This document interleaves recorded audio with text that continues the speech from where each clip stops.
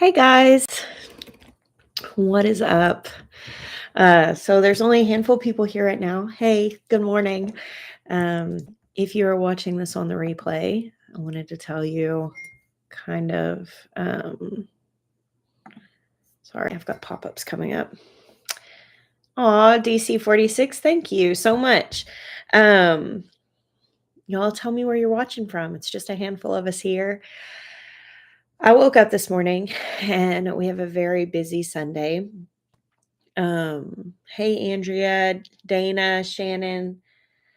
I am on this 100-day video challenge and I have filmed multiple videos that I have not yet edited. I had to get a new hard drive. I basically filled up my hard drive. I had a little technical difficulty. And so I couldn't edit yesterday, and I was like, "What in the world am I gonna do for a video today? I don't know, and I don't want to, like, lose out on my challenge." And last night we had our Patreon live Q&A. So once a month we do a live Q&A over on Patreon, and it's real, it's pretty small. Hey, everybody's coming in. Good morning, good morning. And I was thinking about it this morning because I so thoroughly enjoy doing lives. I don't do them nearly as much as I used to, but I thought, with the 100-day challenge, this might be something that I need to lean into. And I thought about it this morning. I was like, I'm going to do a live video. So we have baccalaureate today, which is Asher's. It's like a church service for the grads. And then we have several other things going on. So I thought I would get up. This is my first cup of coffee. I'm having it with you guys this morning. I've actually been awake for a little while, but I knew I was going to do this video. So I held off on having my coffee so I could have it with you. Um, oh, Antonio, like, yeah, you recognize it. Um, so yeah. Wow, people from all over. So I actually had this thought this morning. I almost went live an hour ago because I woke up, I don't know, like 6:30 or something like that.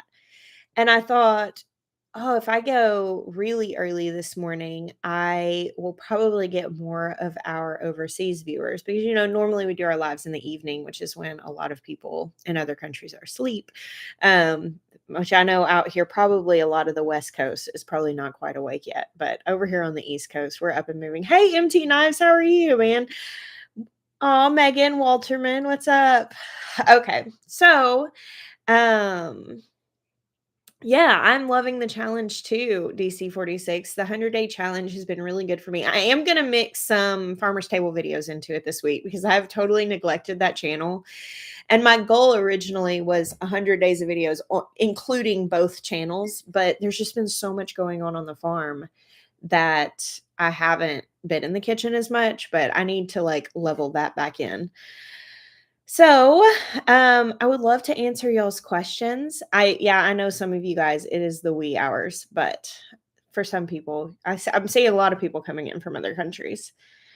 I do have two channels. I would say, can you see? I have another channel that I started about a year and a half ago. It's called The Farmer's Table, and it is entirely kitchen, cooking recipes. I do have some upcoming videos kind of talking about kitchen tools and like stocking the kitchen and all that stuff. One of the ones that I'm going to be doing soon is talking about like sourdough starter, like what it is, because there's a lot of confusion about sourdough starter and people are really overwhelmed by sourdough. And so I did like a very laid back sourdough recipe, but then I got a lot of questions about the starter. So that's on my list. And then, of course, the harvest is starting to come in. So we're going to be making stuff out of that. Um, if you have a question, we put it in all caps because this chat is going to move fairly quickly. So I want to make sure that I get to see them. Can you touch on your experience with carnivore, Melissa? Yes, and on day 3, I will tell you, like, you're in the throes of it being difficult. It is way more difficult the first, I would say, week and a half or 2, and then it levels out to actually being way more easy. Carnivore, I really do attribute carnivore for, like, saving my health in a lot of ways. Now, I say that, and I'm not on carnivore anymore. I never did carnivore, like, hoping for that to be the way I eat from now on. I know some people do. I know some people stay on carnivore forever, but, I personally didn't I didn't want to do that. But I was in a place of like a really bad autoimmune flare, and I could not think. Like, I was literally soaking in baths, like, hours a day because my skin was, like, covered head to toe in this awful rash, and, like, people are like, "You should do GAPS, you should do, AIP, you should do," like, these all these different diets, and I was reading, and I was like, I literally did not have the brain capacity to try to figure out a whole new way of cooking or to spend hours in the kitchen doing it, and so I had talked to some friends of mine who had great success with carnivore, and I was like, you know what? I've got meat, and that's fast and easy to cook. So I literally like went on carnivore the next day without even really doing a ton of research on it. And it so thoroughly helped me get on top of the inflammation that was in my body. Um, and what I realize now is that I don't have to eat entirely meat. I can eat other things, especially like fruits and vegetables out of the garden. I still do have to be mindful of grains. Dairy can still be very inflammatory to me, and I don't eat gluten. But what I have found is that if I'm still eating enough protein in a day, which I think what you're supposed to do is like take your weight, divide it by half. So I weigh like 160 pounds, so like 80 grams of protein a day. If I will do eat 80 grams of protein every day, I will feel fine. If and it doesn't really matter as much what I'm eating. Like if I'm eating fruits and vegetables, even if I eat grains, if I eat some sugar, as long as I eat 80 grams of protein a day, I'm going to be fine. When it dips under that, and that's hard to get, like you're going to be eating a lot of your food is going to be meat if you're eating half your weight in grams of protein. Um, but if I don't get protein, that's when my inflammation starts ranking up. So that's what I learned on carnivore. But if people are like desperate and they really need to make a change, if they're really struggling with their weight or their health or or with inflammation or with some sort of issue, I do think carnivore is like a really great. It's a great extreme thing to do that doesn't require a lot of skill or thinking. Um, Favorite breakfast before a long garden day? That's a good question. I've actually been on a big kick with chicken thighs and sweet potatoes, and so I've been eating, like, a lot of chicken and sweet potatoes that I cook in the air fryer. Um, Another thing that I'll do is some sort of, like, breakfast burrito situation or breakfast bowl. We eat a ton of breakfast bowls, like potatoes or sweet potatoes with, like, scrambled eggs and then some sort of meat, and then whatever veggies are at hand. For a while, I was putting a lot of chopped up kale in my breakfast bowls and onions, and, as we move into the summer, it'll be fresher stuff. Recently, it was radishes. So, yeah, a lot of times it's just what I've got. I have such a hard time getting things started in the green stalks. Any advice? Christine, the first thing I would look at is what soil you're using. I had some soil for the last few years that was like really stunting my seedlings, and it was really heavily affecting my green stalks too. This year I did the Happy Frog soil, and obviously my green stalks are like exploding. I have not fed them. I did amend all of the strawberry green stalks because they had that older soil in it, and they're all growing really well now. I put compost in them. That would be the biggest thing. If you have a hard time like if your green stalk's in full sun, you live in a hot place and they're drying out a little faster, trying to give them some shade can help. Any container is going to benefit from some shade.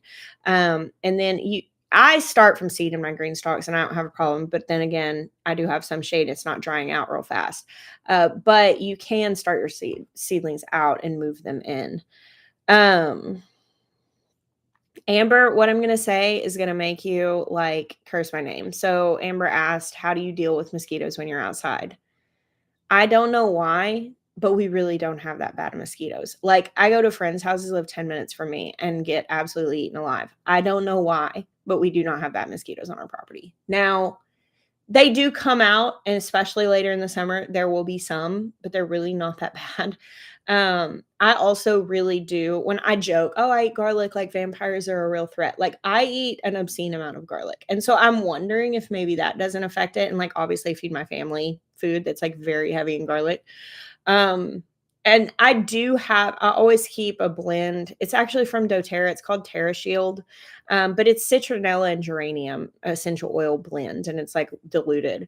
And I keep that in my bag for when we go places. But I honestly don't. have to do much for mosquitoes here. I don't think I've gotten a single mosquito bite at my property. And I don't know why that is. I really don't. We have water. I don't know why that is. But I'm not complaining at all. Let's see. Do you spin your green stalks? Jenny, a couple of them are not on spinners, and I moved them out so they don't have like a side that's being shaded. The one that's in front of the little greenhouse that's so full, I have been spinning it. I go out there every day, so I just like give it a turn so that the plants nobody's like stuck up against the wall.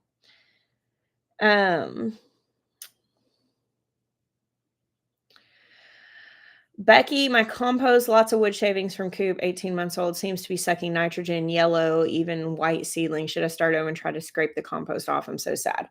I have had this happen before. What you may be able to do is just move it kind of away from your plants and top dress with like some good compost so the plants have immediate access to nitrogen.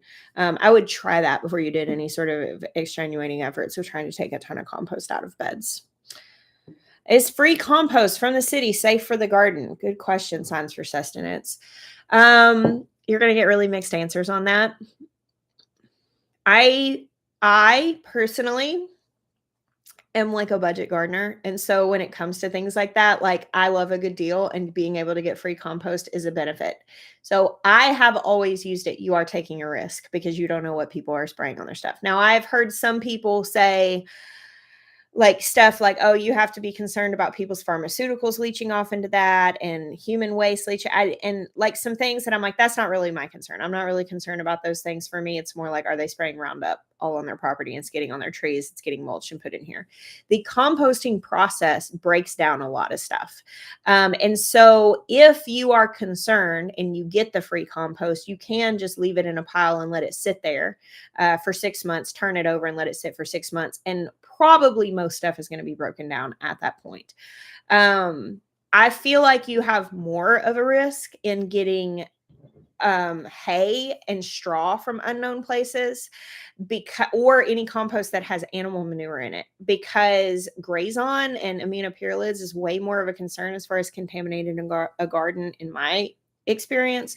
Whereas like Roundup and what is sprayed in homes and like on a consumer level, it's not as strong and it doesn't last as long in my experience. So I have gotten a lot of free municipal compost and I've never had an issue with it. But when I get tree drops, which hasn't been a lot, we actually got a note from a tree service yesterday saying we'll be in your area working on trees. So I was like, Maya, we got to call them and see if they'll bring us any chips. But I just let them break down extra time if I'm concerned.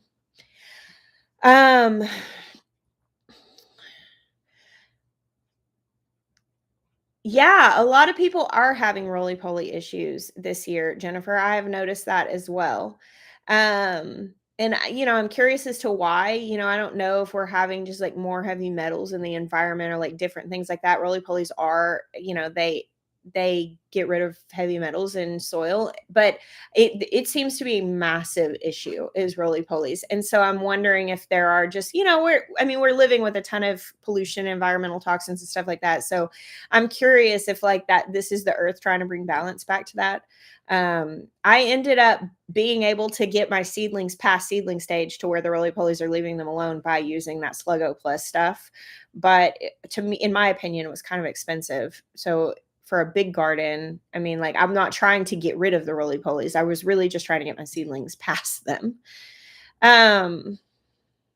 What concern do you have with tree drop to let it break down?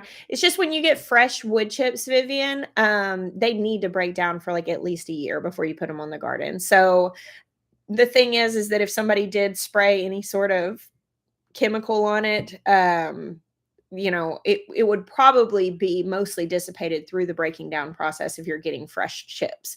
Thing is with getting chip drop, you're getting fresh chips. And so if you live in a neighborhood and you don't have a place to let that pile sit for a year, that might not be a way you would want to go. But like if you've got space and you can let a pile of wood chips sit there for a year, then it's great. Yeah, Victoria, you're making some shishitos for the first time today. I cannot wait for my shishito peppers to start producing. All you do is take those peppers, poke them with a fork so that they have holes in them so they don't explode when they're cooking. Put a splash of oil in a pan, get it hot, and put those peppers in and just stir them and let them blister. Like there will be little black spots on them from getting charred. Take them off, squeeze a lemon or a lime on them, some like good chunky salt on there. And then I like to make an aioli, which is more or less just mayonnaise with like I'll do like lemon juice and some fresh garlic, maybe some like paprika or cayenne pepper, and then dip those in there. So good. I cannot wait. No, Vivian, if you want to put fresh wood chips down in your walkways, you can totally do that. That's completely fine. If you're depending on how your beds are, like if let's say you have 3-foot walkways and then like 18-inch rows, if you've got wood chips piled up, there is a chance they could leach some of the benefit of some of the nitrogen out of your rows.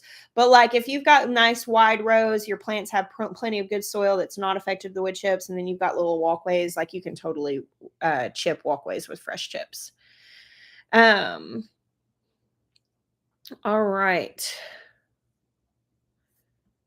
My tomatoes seem very stunted from all this rain. What do I do? Antonio, yes, plants will get stunted when there's a ton of rain because essentially there's no time for the water in the soil to soak up the nutrients for the plants to take up. That's how plants get their nutrients from the soil, is they soak it up through water. So if there's tons of water rushing through, they're really just getting straight water. So they will get really like anemic looking, white, pale. You could do like a compost feeding. You can top dress, like get some warm castings or just some regular compost and literally just put a handful right on top of the soil. And then like water it in a little bit, not heavily, so that it can kind of work its way through. You can do fish emulsion, just read whatever container you got and what it says and water that in. But giving your soil a little boost after you've had a whole lot of rain will help your plants. After a little while, they'll pick back up and they'll start growing strongly again, even if you don't feed them, because eventually they'll start taking up what's in the soil. But it does help. I had that issue. A lot of my squash were just not maturing. Like the fruit was taking forever, but we were getting so much rain. And so I ended up hitting them with some fish emulsion and started harvesting squash again. Have you done any mushroom gardening? Any tips for a mushroom bed? So Will, who I met when we were in the process of moving here, his family had been viewers of our channel, and then he later came to work for us. He still works for us a day or two a week, just depending on the weather and the schedule. Will is like big into mushrooms. So we actually do have a mushroom garden. It's out in our woods. I think I've got like 10 plus types of mushrooms out there, and we've got well over 100 inoculated logs out there. There's a lot of inoculated logs. I have learned everything that I know about that from Will. So I do know a good bit. A really good resource is called Mushroom Mountain. They're here in South Carolina. Let me make sure I'm telling you that right. Yeah, Mushroom Mountain. Yeah, they're in Easley, South Carolina. If you go to their website, they have a lot of information.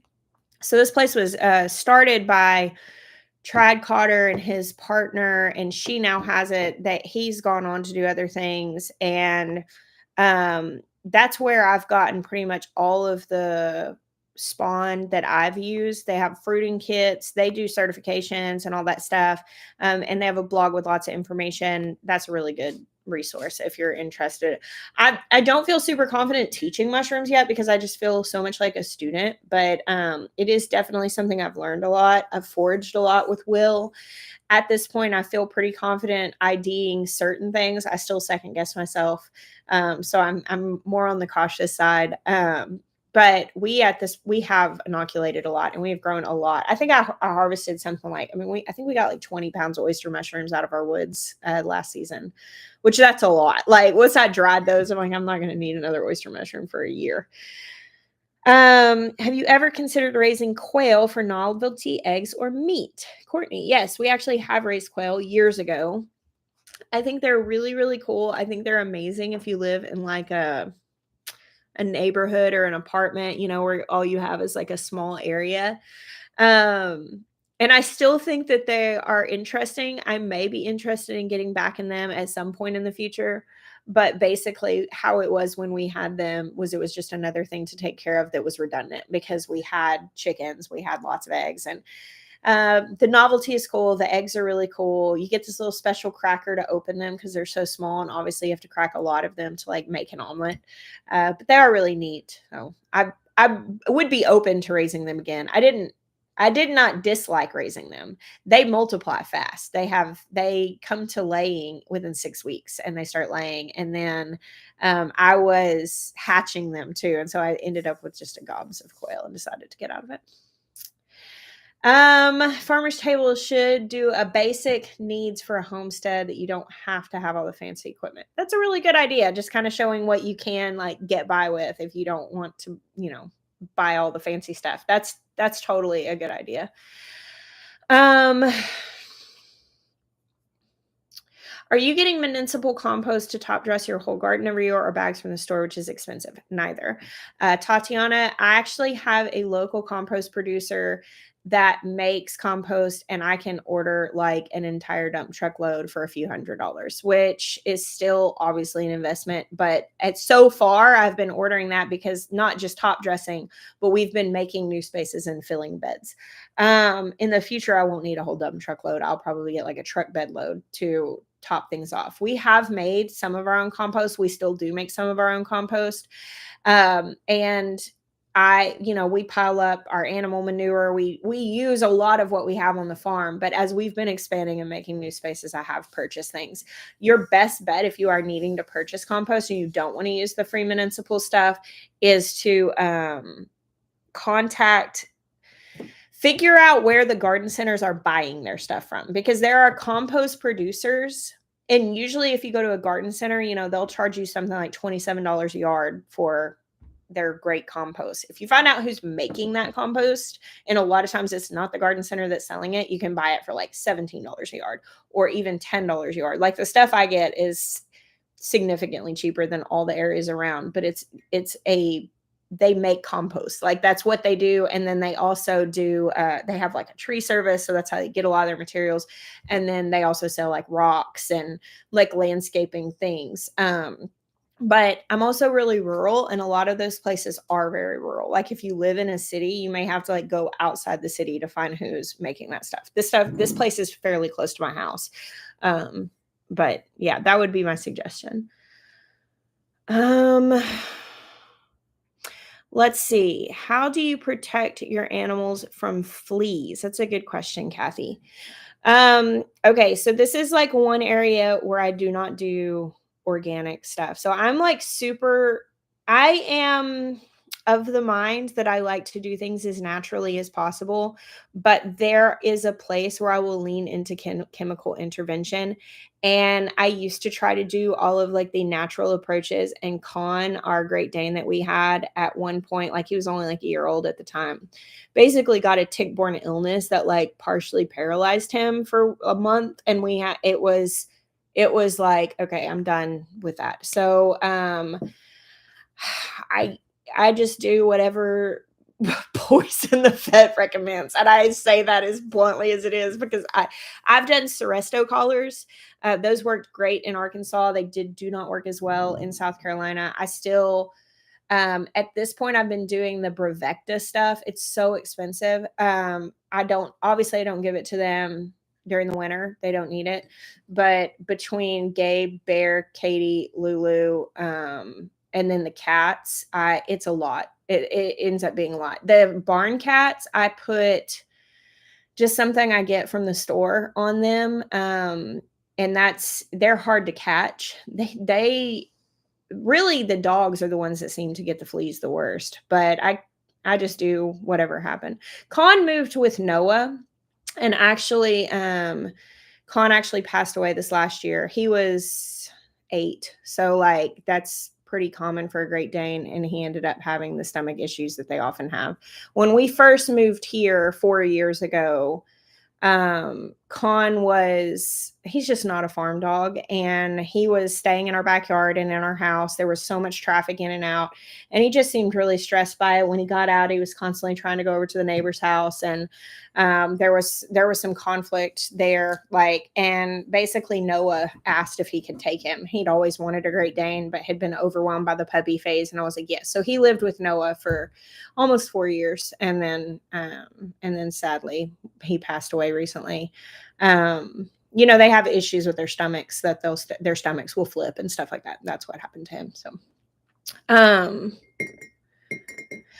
what method will you use for the pretty chickens that are staying in one spot as far as coop, run, cleanup? Do you use the deep litter method or something else? So I'm still working that out, Betty White Jr. I am trying to decide what we're going to do because we're designing that coop. And I've considered doing like a coop on stilts that basically has a wire bottom, because where I live, it is warm. And so I don't have to worry, like we can have that year round and basically have the mess come through. And then you can just basically scoop it out from underneath the coop. So that's one option. The other would be just having like a solid floor, like coop that I can step into and clean out. So we're still kind of deciding on that. I'm thinking with it being static in a run or in a yard, I would like to do a connected run that I don't always have to let them out in the yard, because my thought is it would be really great in their yard to be able to enclose them to a run for a couple weeks and replant things in their yard if need be. So it's coming back to a static coop is new. We haven't had a static chicken coop in a long time. DC 46. I have never dewormed my sheep. I give them Lespedeza pellets, which is a natural support for deworming, but I also bought sheep from people who had never dewormed any sheep in their line. So they are extremely parasite resistant. And so I've never lost a sheep to parasites. Like we lost a few of the babies when we first got them, and I'm pretty sure it was selenium deficiency. We will do lambing differently next time. But like I've never lost a ewe before. So I think that, obviously that's working out just fine. I do have to deworm my goats, but they came from a chemical dependent herd. So if you want to be able to raise your animals holistically without any sort of chemical dependency, you need to make sure you get animals that are that way. Now, with goats, I could have bought chemical dependent goats and then been very slowly weaned their babies off, like not wormed them on schedule. And then their babies would be even more hardy and so on and so forth. But if you're going to buy stock from a chemical dependent herd and then try to move it over holistic, you pretty much have to be prepared to like let animals die, because it is a survival of the fittest situation. Like you're literally saying, okay, I'm going to find the most chemically independent animals out of this herd by taking them off of it. And I do not have the heart to do that at all. If it is within my power to save an animal's life, I'm going to save its life, even if it means using chemicals. So I need some gardening tips with a 3-year-old, please. That's a good question. Patience, obviously, realistic expectations. Let's see, when Ben was 3 is when we started grass pruning.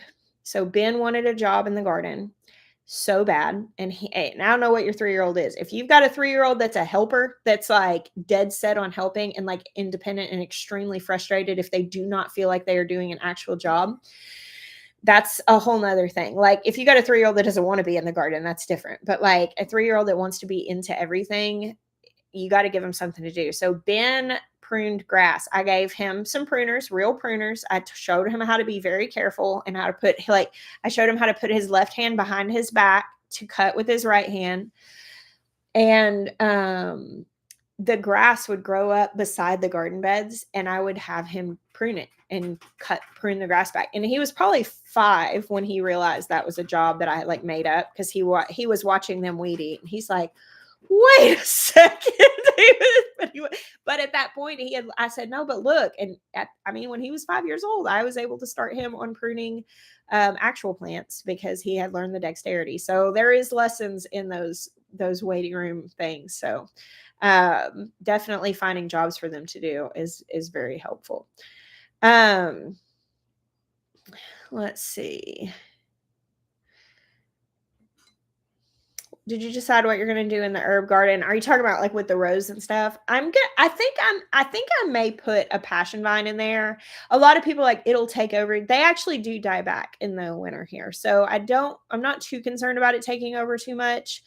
And I'm really leaning towards just doing the rose hip rose in the back corner. I think I'll be sad if I don't.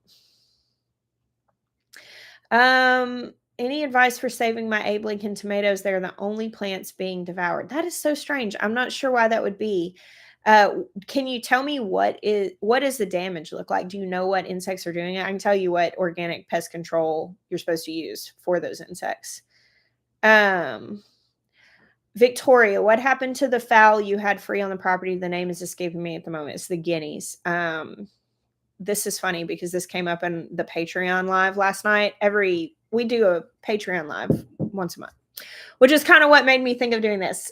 If there's like 1,000 people on here now, I explained this when we first started, but today was going to be a really busy day, and I had run out of space on my hard drive. I've got a new hard drive in, but it's got to be installed and all that stuff. And I have videos to edit for this week, but I had a technical issue, and I was like, I don't have a video to put up today. I'm going to be out of the house all day. And I was like, I'm going to go live because we had a Patreon live last night.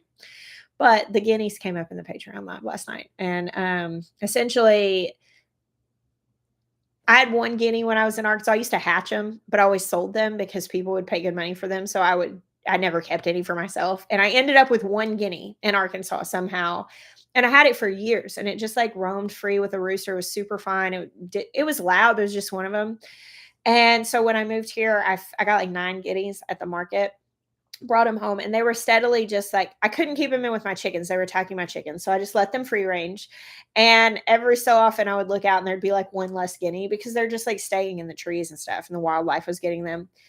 And eventually I got down to 1, and I was like, oh man, we're back to 1 guinea. Well, then one of the other ones came back with 12 that they had hatched from a nest. So I had a whole flock. And for some reason, with that big flock, none of them got taken by wildlife. And so by last fall, they were like an absolute nuisance. They were just destroying the garden, which at the end of the summer, I had let the garden go, so I didn't mind. But when I started planting the winter stuff out, they were like completely destroying it. And so when we had lots of ducks and geese that were excess, that they just kept having babies. And so they had multiplied a lot. I'd given several of them away to people, but I was having a hard time finding people that wanted to come catch them because they were on the pond.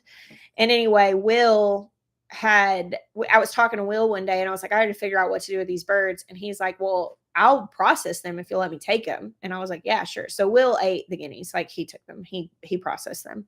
They're supposed to be very gamey. But yeah, Will processed all the excess ducks and geese and the guineas and just like filled his freezer with free meat. Yeah, Rick, last night's live was fun. I always appreciate you being there.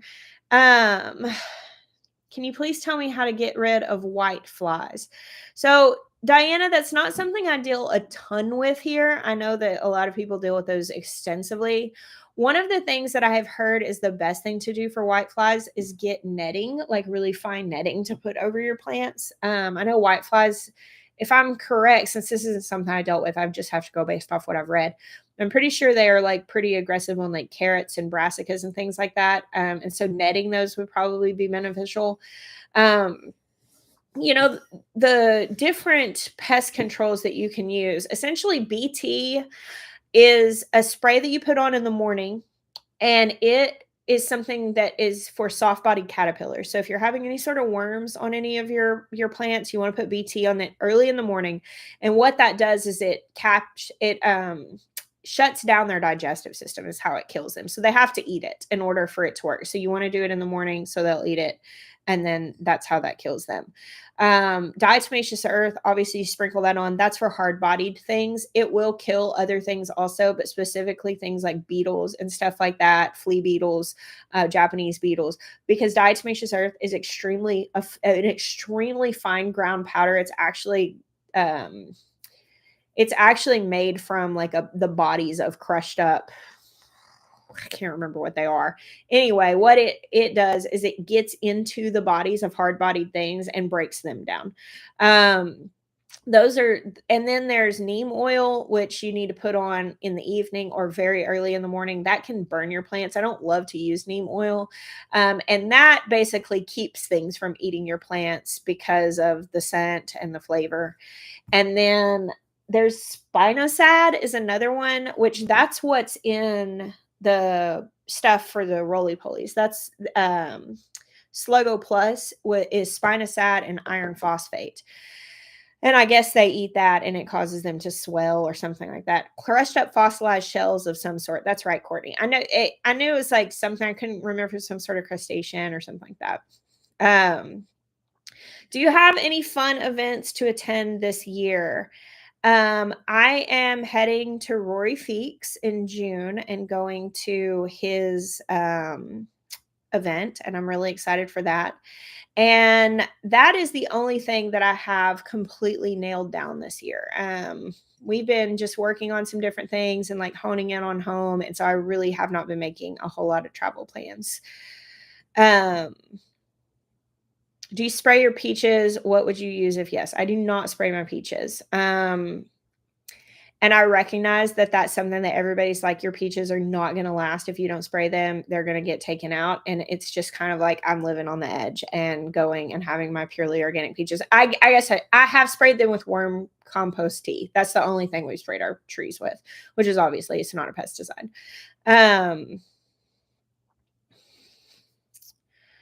Let's see. I'm very excited for the Homestead Festival, Springdale Homestead. I'm very, very excited. Do you have any good recipes for eggplant? I have quite a few good recipes for eggplant. I'm going to cover that more thoroughly on the Farmer's Table this year, but I did make a video last year of baba ganoush, which is probably my favorite eggplant recipe, which is like roasted eggplant dip. It is thebomb.com. Yes, we are Christian. Oh, say, can you see? I love seeing your cup collection. What's your favorite one right now? I can't say what my favorite is. I don't know. I feel like that's like asking what my favorite kid. I've been using this cup a lot lately. This is by Fern and Vine Pottery, who is a viewer on Instagram. And she actually made me a cup like custom to me that says Wilder Still on it when she first launched her business. And then actually a viewer sent me this one from her. I don't know if the viewer knew that I was connected to her at all. And then I purchased one of hers that has strawberries on it. So I have a few of hers and I really like them.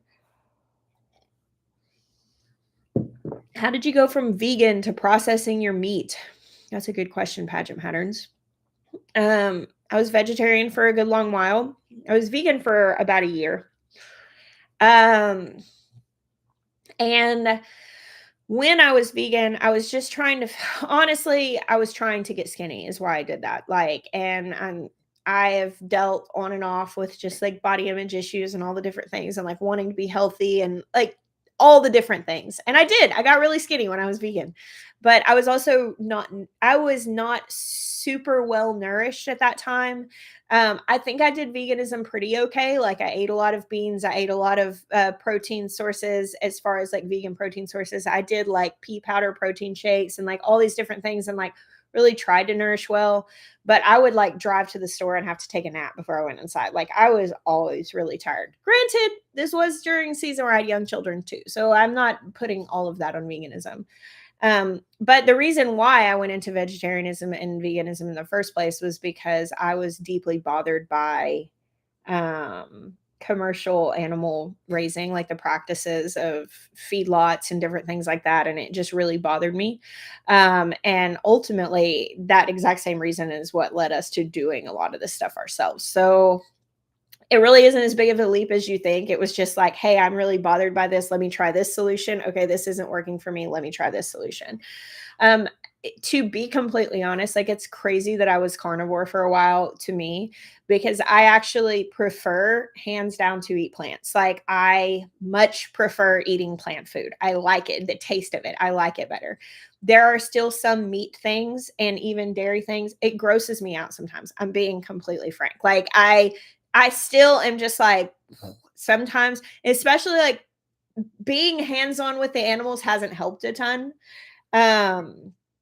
It still grosses me out a little bit, but I have to acknowledge the fact that my body thrives more by eating animal protein. I feel so much better. I am healthier, and overall, a lot of the inflammation and the issues that I used to deal with, I don't deal with when I am eating animal protein. So, um, there was an April Greenstock giveaway, and Greenstock contacted all of the winners. I have not heard from all of them, but I have heard from quite a few people who have told me that they won. So at this point, check your email and check your junk email, because they reached out to the winners of that giveaway. Let's see.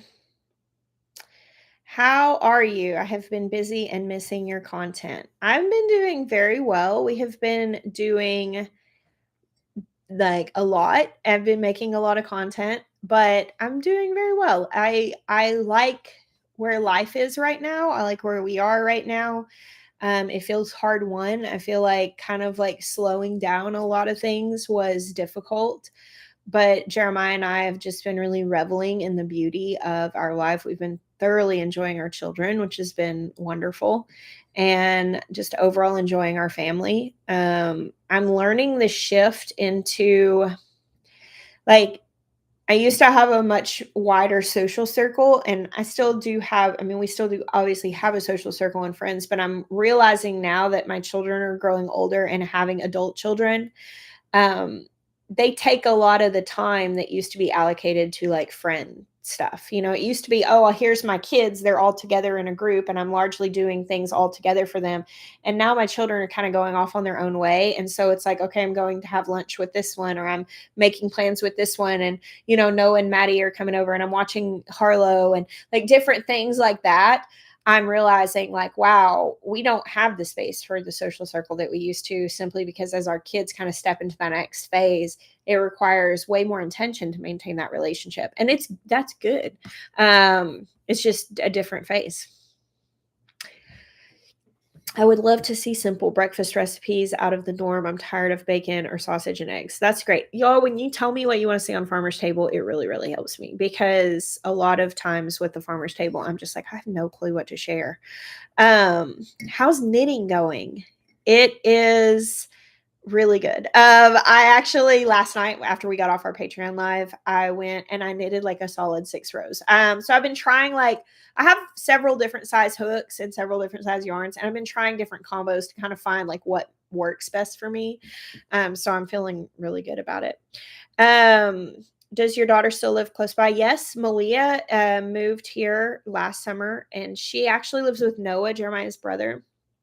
And we just actually rent a room from him for her. And that kind of gave her more of a step into adulthood and like managing herself within like a roommate situation. So it's been going well.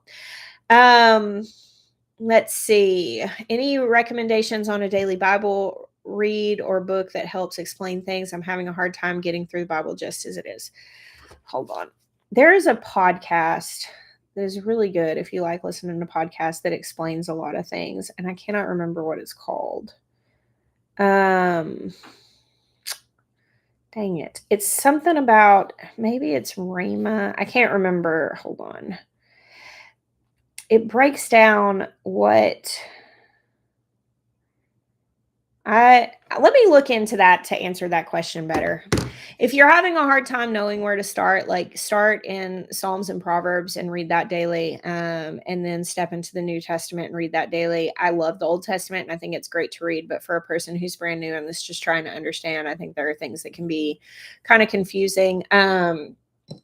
I followed through the She Reads Truth Bible program for a really long time. I actually met the woman who founded that at a conference that I went to years ago, and I got like one of their Bibles and went through their program, and that was really good. And then also, if you just get the Bible app, they have a lot of things that are like really, really good. And for me, what's another one? There's one called Whispers of Truth that Beth Moore did like 100 years ago. It's not 100 years old. I'm exaggerating. It's an older devotional.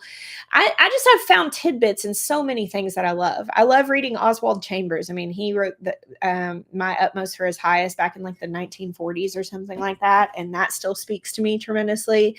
So I feel like obviously there are things where it's like you can go wrong in that. I know that there are people who teach theology that may be really unbiblical, but I think that you can find a lot of gold in a lot of places. The Bible recap. I think that's the one that I'm thinking of, is the Bible recap. I can't remember what it was called.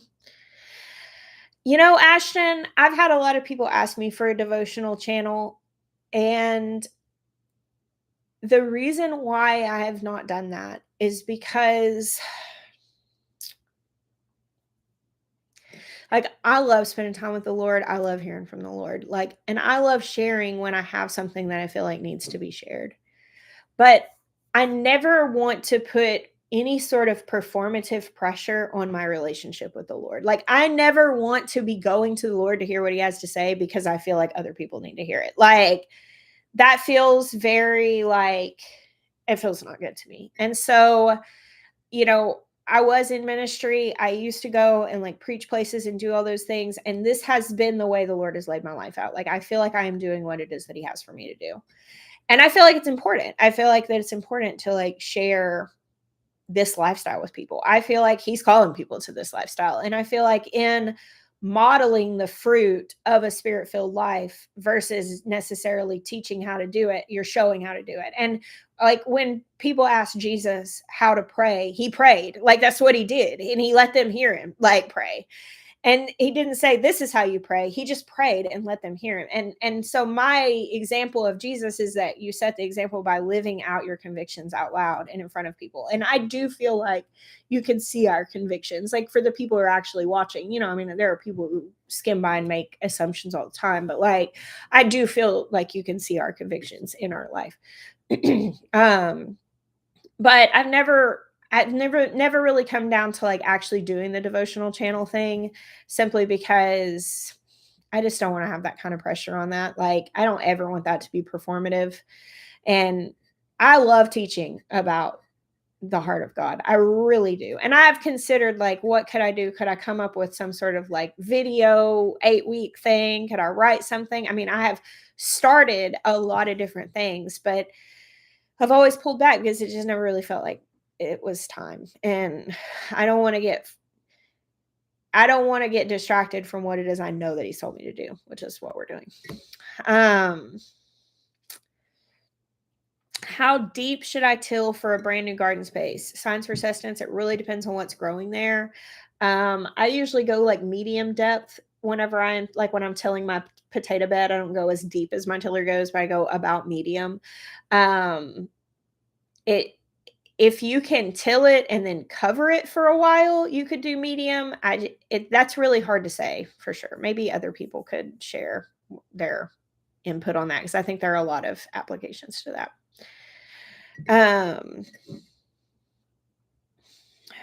I'd love to see recipes to use fresh garden ingredients that we can't get at the store.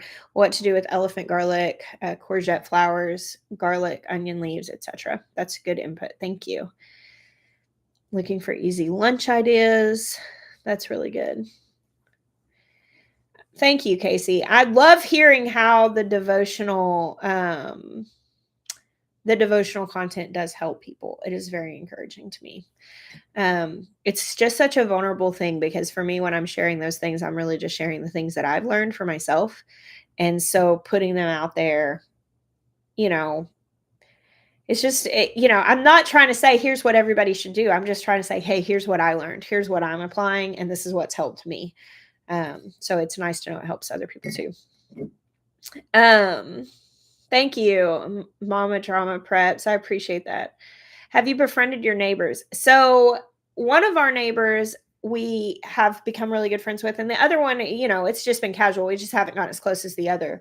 Like, I was out bush hogging the other day behind our other neighbors. Like, our property kind of goes behind theirs, and she was out there planting her garden, and I stopped and we chatted for a while. Our other neighbors are Mimi and Papa T, and like we've become incredibly close with them. What's in your hand really stuck with me. I ask myself that all the time.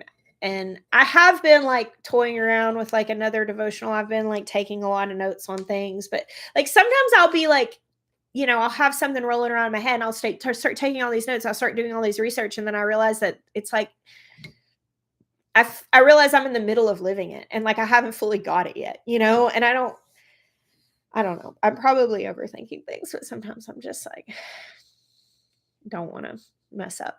I know you've spoken to your phrase, I bless you. Would you consider saying, I bless you in Jesus' name? I love your content. I'm a loyal subscriber. So I mean, absolutely no disrespect. Hey, I don't take disrespect, and it's completely okay to ask questions. The reason why I just say I bless you is because I just, biblically, like we were told to like go into people's homes and put our blessing on it, that we have the power to bless and curse in our tongue. And I believe that we live in Jesus' name. Like, I think that when Christ is one with us and lives inside of us and we are in union with him, like that we live in Jesus' name. So if I say, I bless you, I feel like if I have to say in Jesus' name to clarify so people know whether I'm okay or not, then they're looking to me to give them discernment rather than to God to give them discernment. And I know that sounds like maybe kind of harsh and all of this, but I've been like literally verbally attacked. I've been at conferences before and had people come up to me and say, I can't believe you do this. I heard this and you're not God, and just like go off of me. And I'm like, where is the Holy Spirit in you?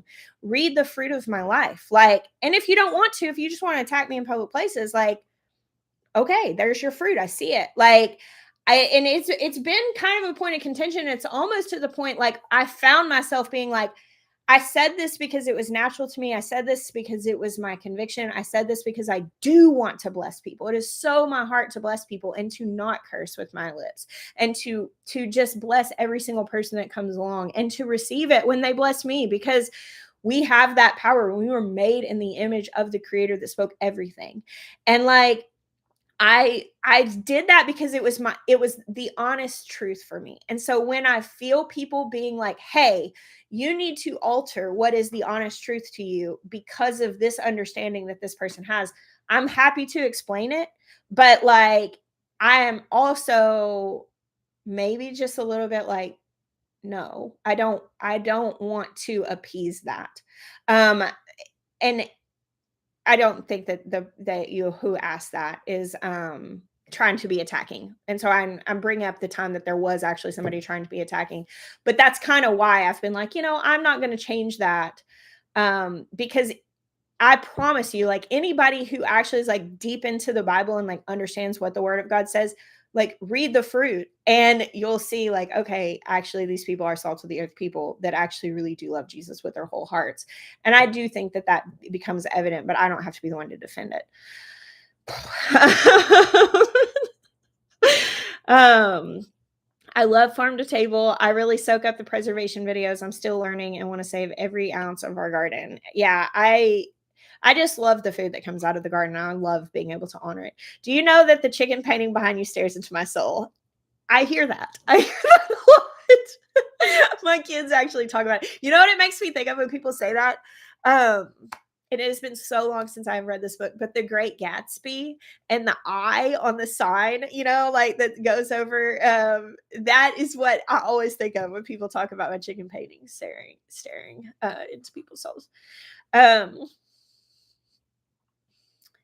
What's an easy and cheap way to start a few chickens for eggs? Do you need a rooster right away? I've been stopping myself with doubt. You do not need a rooster ever. You don't ever have to have a rooster unless you want to have chicks. You will still get eggs without it.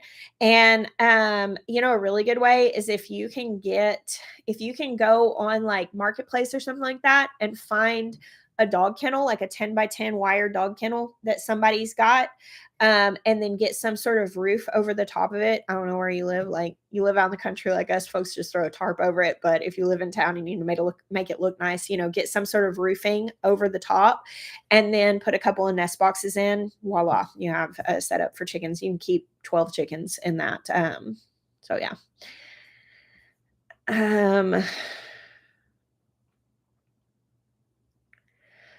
I do have some moderators. It's really early and I did this on a whim. Actually, let me do this. Rick, I'm giving you a wrench so you can help since you're here. Oh, Julianne, I keep being pulled towards filming content. I'm talking myself out of it, thinking it's already been covered or unimportant. Any suggestions of getting past that mindset? Yeah, I think that you are the only you in the world, and I know that sounds cliche, but if you actually will sit with the truth of that, that you are the only you in the world, that what you may share is going to hit people different. And I have been discouraged many times in my own mind of being like, don't share that. You don't need to make that video. People have already covered that. But then I'll share it and somebody will be like, wow, I had no idea. I didn't know that. And they're learning for the first time. And I'm like, okay, well, maybe I was the person that had that message for that person. And there are so many people in the world that and this, I'll get on a tangent on this, but I think that we have been so brought up in this kind of like commercial, consumeristic, like global mindset that like, oh, you should leave the production of that to the experts. You should leave the, handling of that to the experts. You should leave that to the people who are in charge. And it creates a bunch of powerless people. But if you look at how the world worked even just 120 years ago, like everything was local. And so it wasn't like, oh, here's the one person that's at the top of everything that knows all about this thing, or here's the one person that produces all of this stuff. Like all people, every village had a person that knew something about herbs. Every little group of people had somebody who had this knowledge. And now I feel like we've almost fragmented that, and it's very sad because we have more knowledge at our fingertips than ever before, but we also have this mindset of, oh, just leave that to the people who are doing it well. And I think that if we would take up, well, you know what can I do, even if it's not to the scale that somebody else may be doing it, what can I do that's going to make a difference for one other person? Can you imagine if everybody took that mindset, what we would have?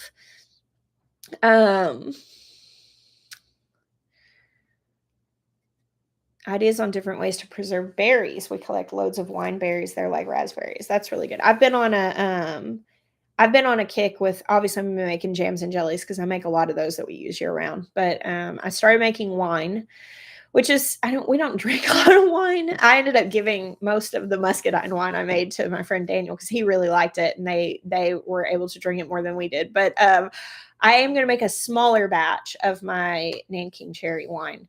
I think I made too big of a batch the first time, and like we weren't ever going to get through it. Let's see. I'm going to go a few more minutes just so you guys have the heads up. I am going today. I'm really excited about this. So, really little story. So, Bosco is the horse that Jeremiah purchased with me in mind, like shortly after we moved to South Carolina. Like when he first went, he went to look at Bosco and he's like, this is going to be my horse, like his horse. He was planning on that being his horse. And he went and basically he came home and he's like, I just feel like this is going to be your horse. And I was like, really? And he's like, yeah.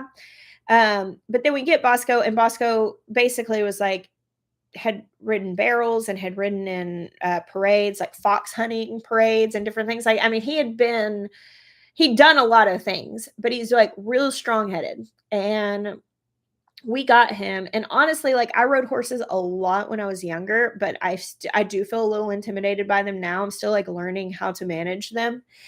And we had a friend come out and basically work with all of our horses. And he had worked with Bosco, and he was basically like, this is too much horse. This is too much horse for her. This is too much horse. And we actually went and we were going to sell him. And we actually took him to the sell. And when they brought him out, I just started crying. And Jeremiah looked at me, and basically the offer started coming in, and he basically said, nope, I'm not selling it. And he asked me, he's like, what is going on? And I was like, I just feel so sad. I was like, I've watched all these horses come out, and the one that I like the most is the one I already own. And he makes me emotional just thinking about it. Jeremiah is so sweet to me. And he was just like, well, let's take him home. Like I don't want to sell the horse that I bought for you. I thought that I was doing the thing that was good because I thought it was too much horse for you based on the advice that I got. And so he actually found a woman that does training, and she took Bosco and has been working with him. And she's like, he's great. So I'm actually going this afternoon, or in a little bit, I'm going to work with she's going to work with me and Bosco, like working with us together and like getting us comfortable with each other. And essentially, Bosco was just a woman's horse. I mean, it was a woman that had him, that trained him, and that had him his whole life. And he was giving all these men trouble, but he just prefers to be handled by a woman. And so I'm really excited to be able to go and spend time with him. The Homestead store update. It's on pause for right now. We still have the building. It's just sitting. We have the building for the coffee shop. Beulah is running. We have coffee shop hours Wednesday through Friday.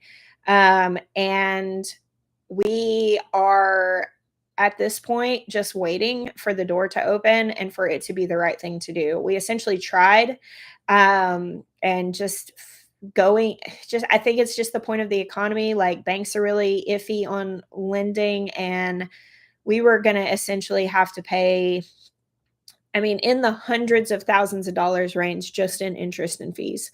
And it was just it wasn't something we were willing to do. We would have had to stake our farm on it. And I was just like, you know what? I do not feel good about this. I'm willing to just put it on pause and wait. So that's what we did.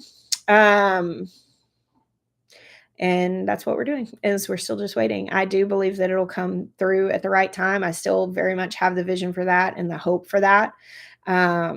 But right now we're just kind of stewarding what's in our hand, because when you're reaching for something that's out of your reach, you typically don't have that yet, because we're given according to our ability to manage. So we're just managing what we have. Well, that's kind of our next step. Yeah, Mimi and Papa T are doing good. They actually tilled like a big area and are like doing a much bigger garden space. Maybe we'll walk over there and do a video at some point soon. How do you like living in South Carolina versus Arkansas? In a lot of ways, they're very similar, like climate wise, very, very similar. I really love the, hold on, sorry, my goat was standing really weird, but she was just getting comfortable to get ready to lay down. I really like the culture here. I like the community here. I love the small town feel. Like, we're much more rural here than we were in Arkansas, and we definitely have like that small town community feel, which I really appreciate. I don't know. I mean, more than anything, this is where I feel like we're supposed to be, and it's home in such a beautiful way. Oh, thanks, Dottie's World. Dottie's World asked what my skincare routine is. And said, I'm glowing. I don't know about glowing, but I just, honestly, I mostly just use like tallow on my skin. But to be completely fair, I think it probably comes down to like being very well hydrated and well nourished. Like, I had way more issues with my skin before I was as well nourished. So eating like lots of collagen rich foods. I do consume collagen extra. Like, I put a scoop of collagen powder in my coffee every morning, and that has helped my skin and nails, my hair a lot. So for me, I don't really do a lot as far as products or different things like that. It's mostly just, I think, diet. But thank you. Do you ever get a milky substance on your sunflowers? I don't think I have. I'll have to keep an eye out for it, but I don't think that I have. Do you use steroid cream for the eczema? No, Wendy, actually, that was kind of what led me into doing carnivore, because I did not want to start using steroid cream for my eczema in any sort of regular way. I just have always responded really poorly to things like that. And I knew that there could be long-term issues with becoming very like dependent on steroid cream. So I didn't want to use it. I've used it like at that point, like I used it a couple of times. I've probably used a steroid cream like less than 10 times in my whole life to try to kind of like knock things down. But as far as like daily applications, I never wanted to get into that. So I went straight for the root and went into diet to deal with skin stuff.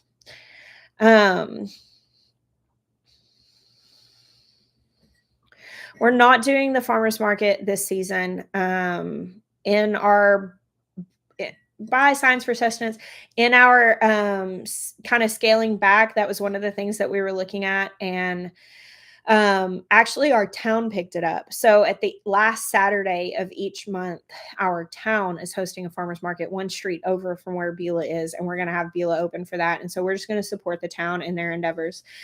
We were heavily like, we had my sister-in-law was like largely running it. We were paying her, and then we had volunteers coming to help like run it and everything. And then we were there every single time. It was every other week.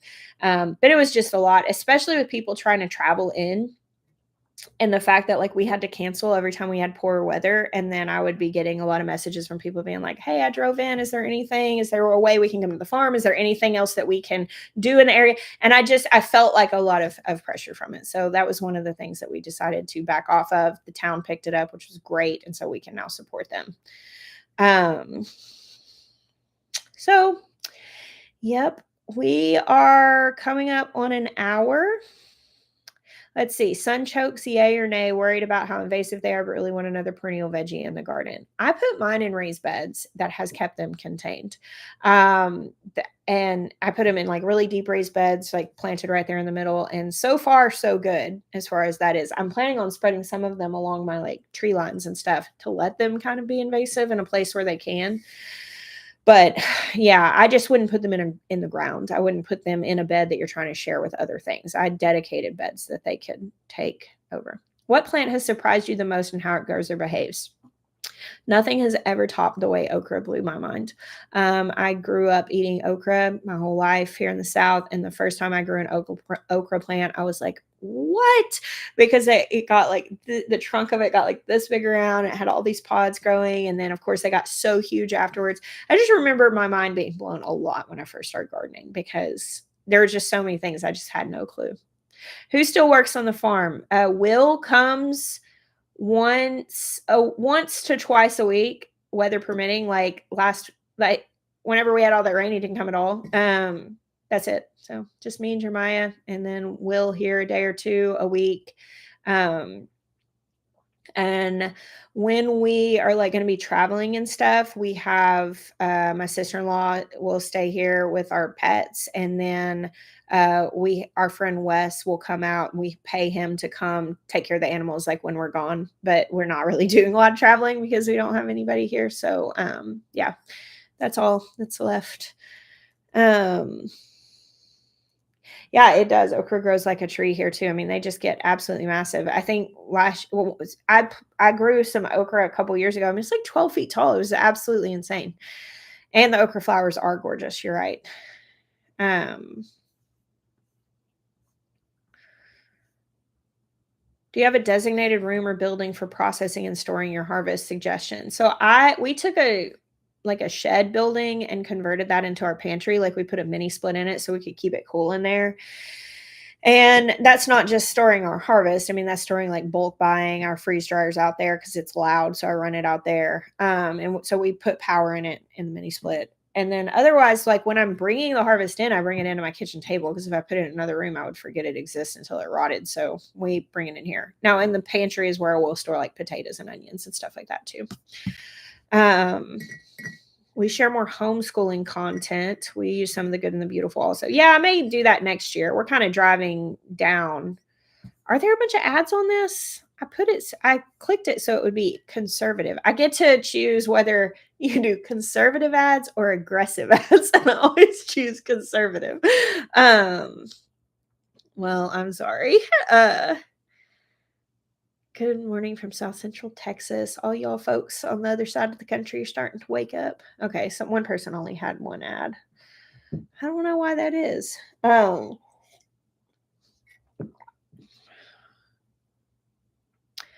Good for you, Jean. I'm getting property soon. I'm 6 years old with fibromyalgia and osteoarthritis. I have an autistic son, and we're looking forward to putting practice what I've been learning from you. Congratulations. That's really awesome. Yeah, aggressive ads. That's what it says. I always choose a conservative one. Oh, thank you so much, James. How are you, neighbor? Spartanburg's not too far from here, a couple hours. So some people are seeing more ads than others. So yeah, I guess I'm gonna wrap this up. Thank y'all for joining me this morning. I woke up, I was laying in bed, I was just like, what in the world am I gonna do about a video today? Because I've got to get my hard drive worked out to be able to edit the ones I have. And I didn't have any time really to film much. And then I thought, oh, go live. We'll have coffee together. Thank you all for hanging out with me today. I'm sorry for all the questions I did not get to, but I am always glad to be able to chat with y'all. And wish me best today. We have our baccalaureate, which is it's essentially like a church service for grads. So this is graduation week for Asher, and baccalaureate like kicks it off. So um I'm really looking forward to that. And I'm looking forward to riding my horse today. So thank you guys for hanging out with me today and all the days you do. God bless you. Until next time.